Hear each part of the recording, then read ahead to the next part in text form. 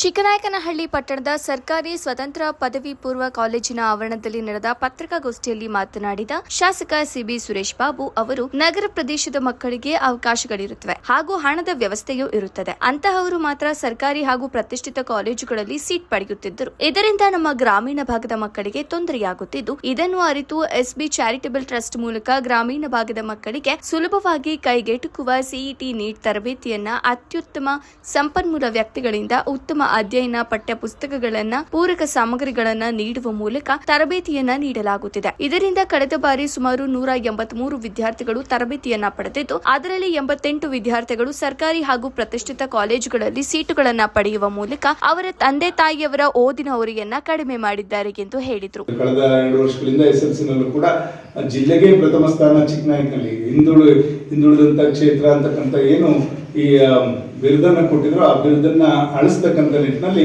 ಶಿಕ್ಷಣ ಇಲಾಖೆ ಇವತ್ತು ನಮ್ಮ ತಾಲೂಕಿನಲ್ಲಿ ಮುಂದೆ ದಾಖಲೆ ಇಟ್ಕೊಂಡು ಹೋಗ್ತಾ ಇರ್ತಾರೆ. ಅದನ್ನು ಉಳಿಸ್ಕೊಂಡು ಹೋಗೋದು ಹೇಗೆ ಅಂತಕ್ಕಂಥದ್ದು ನಮಗೂ ಒಂದು ಸಮಾಧಾನ, ಖುಷಿ ತರ್ತಕ್ಕಂಥದ್ದು ಏನಂದ್ರೆ, ಇಷ್ಟು ಮಕ್ಕಳಿಗೆ ನಾವೆಲ್ಲರೂ ಕೂಡ ಏನು 383 ಜನ ಮಕ್ಕಳು ನಮ್ಮಲ್ಲಿ ವ್ಯಾಸಂಗ ಮಾಡ್ತಾ ಇದ್ರು.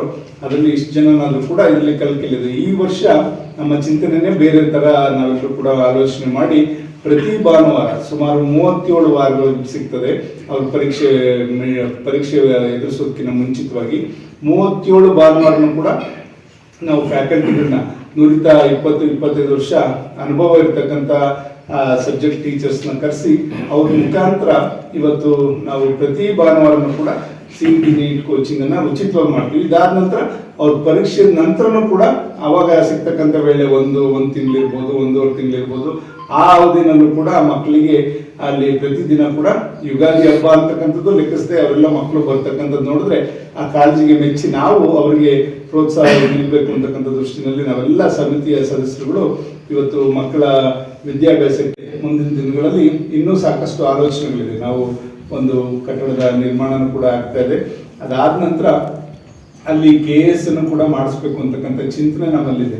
KS IAS ಆಗಲ್ಲ, KS ಮಾಡಿಸಿದ್ರೆ ನಮ್ಮ ಗ್ರಾಮೀಣ ಪ್ರದೇಶದ ಮಕ್ಕಳಿಗೆ ಅಲ್ಲಿ FDA SDA ಎಕ್ಸಾಮ್ಸ್ ಇರ್ಬೋದು, ಪೊಲೀಸ್ ಇಂಟರ್ವ್ಯೂಸ್ ಇರ್ಬೋದು, ಯಾವುದೇ ಒಂದು ಇಂಟರ್ವ್ಯೂಸ್ KS ಮುಖಾಂತರ ಬಂದರೂ ಅದನ್ನ ಸುಲಲಿತವಾಗಿ ಎದುರಿಸಿ ಬರೆಯೋ ರೀತಿಯಲ್ಲಿ ಮಕ್ಕಳನ್ನ ತಯಾರು ಮಾಡಬೇಕು. ಒಂದು ಕಾಂಪಿಟೇಟಿವ್ ಎಕ್ಸಾಮ್ಸ್ ಅಲ್ಲೂ ಕೂಡ ಮಕ್ಕಳು ತೊಡಕೋಬೇಕು ಅಂತಕ್ಕಂಥ ಚಿಂತನೆಯನ್ನು ಕೂಡ ನಾವು ಇಟ್ಕೊಂಡಿದ್ದೇವೆ. ಮುಂದಿನ ದಿವಸದಲ್ಲಿ ಅದಕ್ಕೂ ಕೂಡ ನಾವು ಮುಂದೆ ಪ್ರೋತ್ಸಾಹ ನೀಡಲಿಕ್ಕೆ ನಾವು ಪ್ರಯತ್ನವನ್ನ ಮಾಡ್ತೇವೆ ಅಂತಕ್ಕಂಥ ಕೂಡ ಈ ಸಂದರ್ಭದಲ್ಲಿ ಹೇಳ್ತಾ, ನಮ್ಮ ತಾಲೂಕಿನ ಮಕ್ಕಳು ಎಲ್ಲರೂ ಕೂಡ ವಿದ್ಯಾವಂತರಾಗಬೇಕು, ಒಳ್ಳೊಳ್ಳೆ ಹಂತಕ್ಕೆ ಶೈಕ್ಷಣಿಕವಾಗಿ ಮೇಲೆ ಬರಬೇಕು ಅಂತಕ್ಕಂಥ ದೃಷ್ಟಿನಲ್ಲಿ ನಾವೆಲ್ಲ ಈ ಒಂದು ಚಿಂತನೆಯನ್ನು ಮಾಡಿ ಇವತ್ತು ಇದನ್ನ ಹಲವಾರು ವರ್ಷಗಳಿಂದ ಈ ತರ ಉಚಿತ ಸಿಇಟಿ ನೀಟ್ ಕೋಚಿಂಗ್ ಅನ್ನು ನಡೆಸಿಕೊಂಡು ಬರ್ತಾ ಇದ್ದೇವೆ.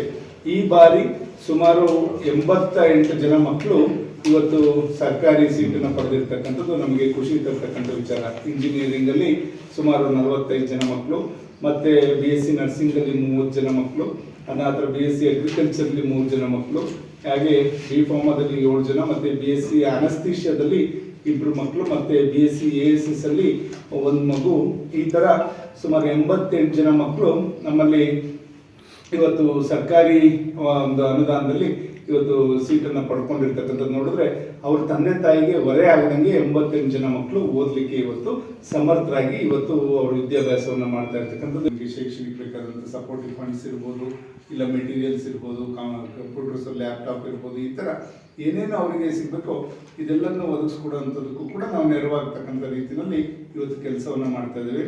ಮುಂದಿನ ದಿನಗಳಲ್ಲಿ ಈ ಮಕ್ಕಳು ಅವರ ಮುಂದಿನ ಭವಿಷ್ಯವನ್ನು ರೂಪಿಸ್ಕೊಳ್ಳಿಕ್ಕೆ ಮತ್ತು ಅವರ ಮುಂದಿನ ವಿದ್ಯಾಭ್ಯಾಸಕ್ಕೆ ಏನೇನು ಅವ್ರಿಗೆ ಅವಶ್ಯಕತೆ ಇದೆ ಅದೆಲ್ಲದೂ ಕೂಡ ಒದಗಿಸ್ಕೊಡೋಕ್ಕೆ, ನಮ್ಮ ಕೈಲಾದಂಥದ್ದನ್ನ ಒದಗಿಸ್ಕೊಡೋಕ್ಕೆ ನಾವು ಪ್ರಾಮಾಣಿಕ ಪ್ರಯತ್ನವನ್ನು ಶೀಘ್ರದಲ್ಲಿ ಮಾಡ್ತೇವೆ ಅಂತಕ್ಕಂಥದ್ದು ಕೂಡ ಈ ಸಂದರ್ಭದಲ್ಲಿ ಹೇಳ್ತಾ, ಇವಾಗ ಮಾನ್ಯ ಸುರೇಶ್ ಬಾಬು ಸರ್ ಅವ್ರು ಏನು ಮಾಡ್ತಿದಾರಲ್ಲ, ಇದು ನಿಜವಾಗ್ಲೂ ಮಹತ್ ಕಾರ್ಯ.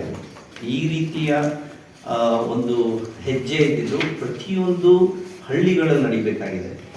ಏನಕ್ಕೆ ಅಂತಂದರೆ, ಇವಾಗ ನೀಟ್ ಪರೀಕ್ಷೆ ಏನಿದೆಯಲ್ಲ, ನೀಟ್ ಪರೀಕ್ಷೆ ಏನಿದ್ದು ಸಂಪೂರ್ಣವಾಗಿ ಅದು ಪ್ರತ್ಯೇಕವಾಗಿ ನಡೆಯುವ ಒಂದು ಪರೀಕ್ಷೆ. ನೀವು PUC ಮಾರ್ಕ್ಸ್ ಮೇಲೆ ಅದು ಡಿಪೆಂಡ್ ಆಗಿಲ್ಲ.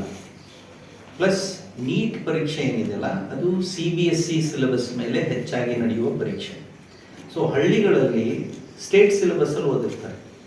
ಅವರಿಗೆ ಆ ಪರೀಕ್ಷೆ ತಗೊಳ್ಳೋ ತರಬೇತಿ ಏನಿದೆಯಲ್ಲ, ಆ ಒಂದು ಅವಕಾಶ ಆಗಲಿ ತರಬೇತಿ ಆಗಲಿ ಬಹಳಷ್ಟು ವರ್ಷಗಳಿಂದ ಅವ್ರು ವಂಚಿತರಾಗಿನೇ ಇದ್ದಾರೆ.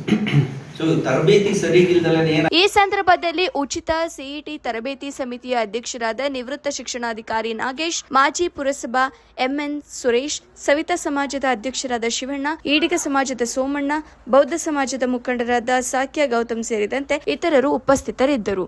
ವರದಿ ಫೈರೋಜ್ ಪಾಷಾ, ಬುಕ್ಕಾಪಟ್ಟಣ.